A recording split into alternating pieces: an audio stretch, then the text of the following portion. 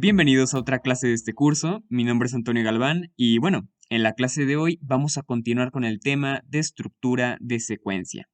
Pero antes vamos a ver que en la clase anterior hemos dejado un pequeño ejercicio pendiente para que tú pudieras practicar.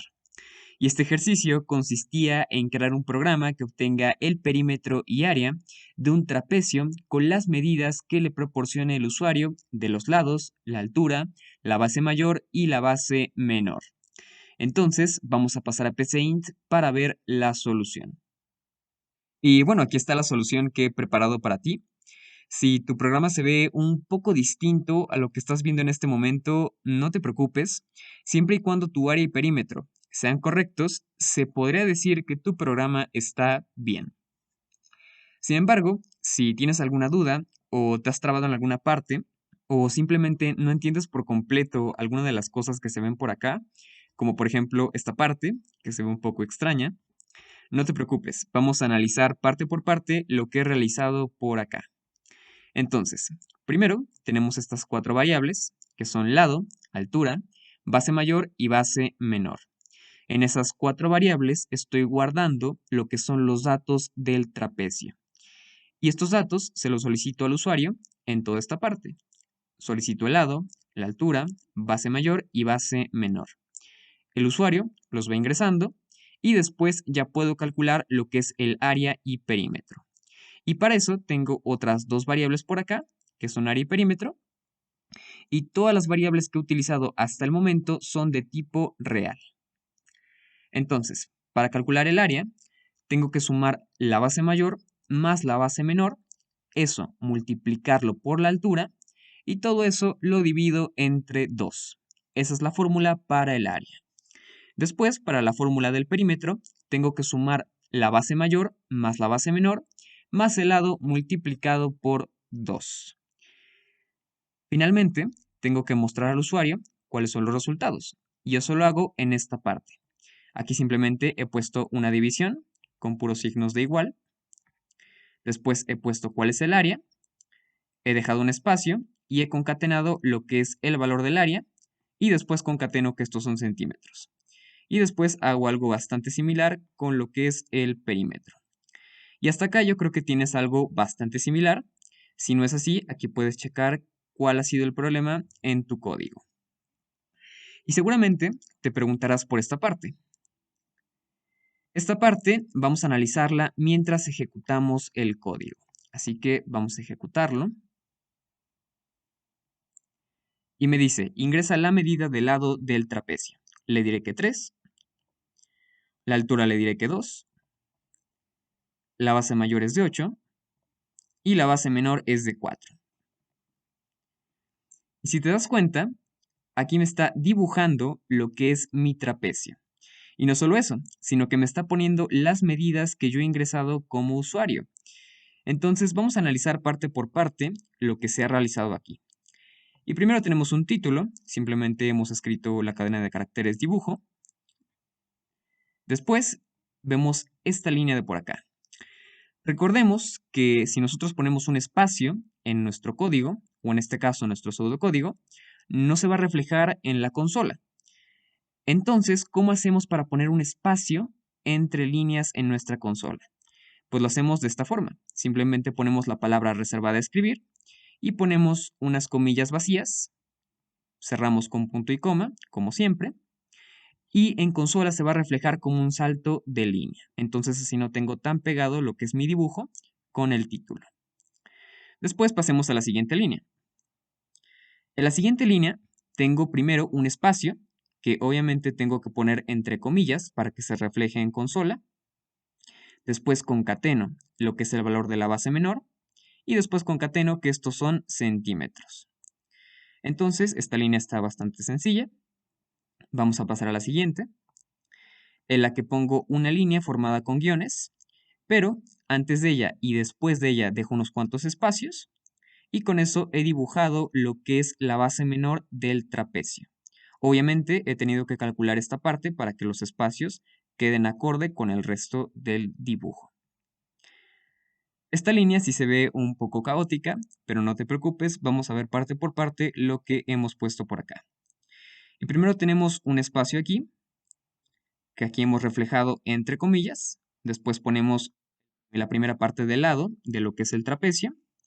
Ponemos un espacio, ponemos una pleca para simbolizar lo que es la altura y cerramos con comillas.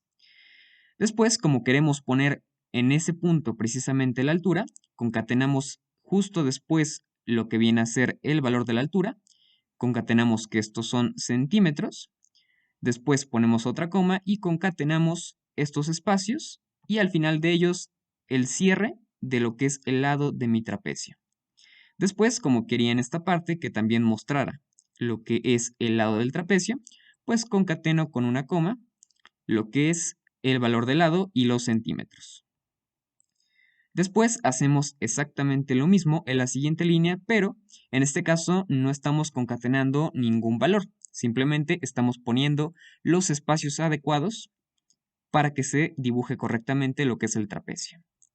Y después cerramos con una línea un poco más larga que la que está arriba, ponemos los espacios correspondientes al principio y al final, y cerramos con el valor de la base mayor.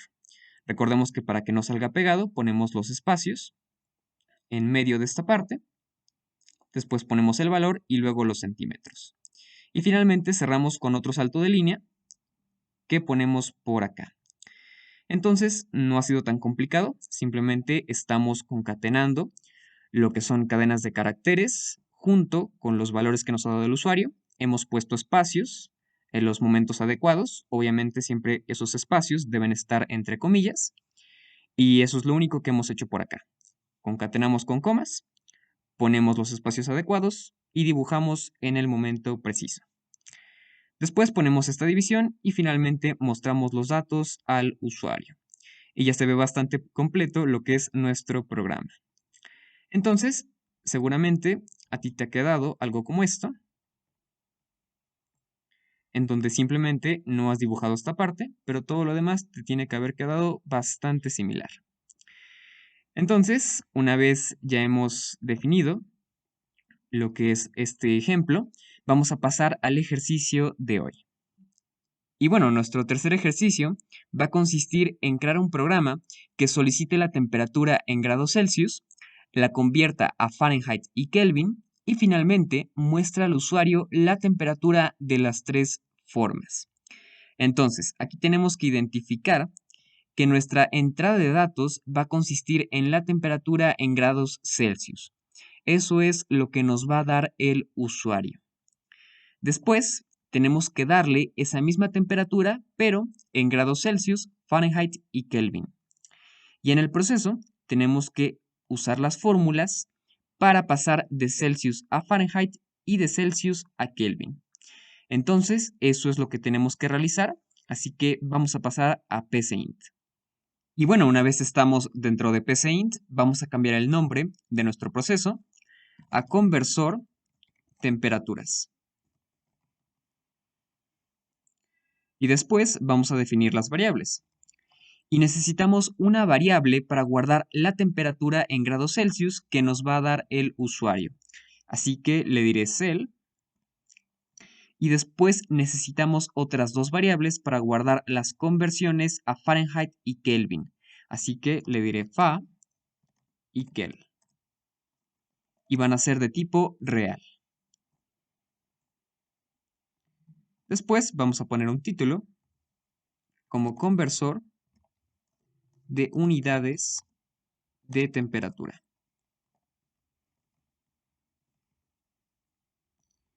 Y vamos a poner la primera instrucción, que es ingresa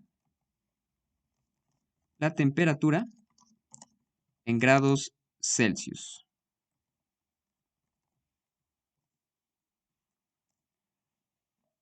Y vamos a leer la siguiente línea para que ingrese el dato en cel.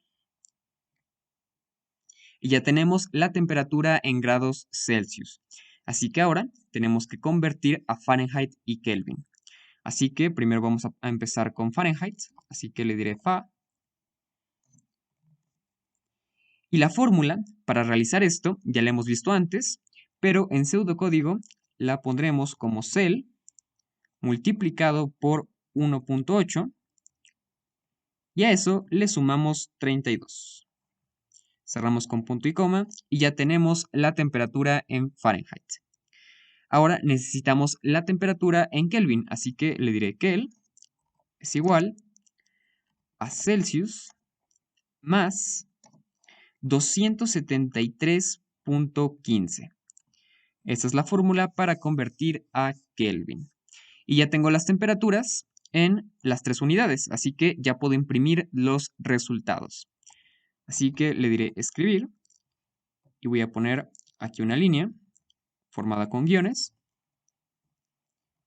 Y después voy a empezar con Celsius. Así que le diré Celsius, 2 puntos, espacio, cerramos comillas, concatenamos Cel y después concatenamos que estos son grados Celsius.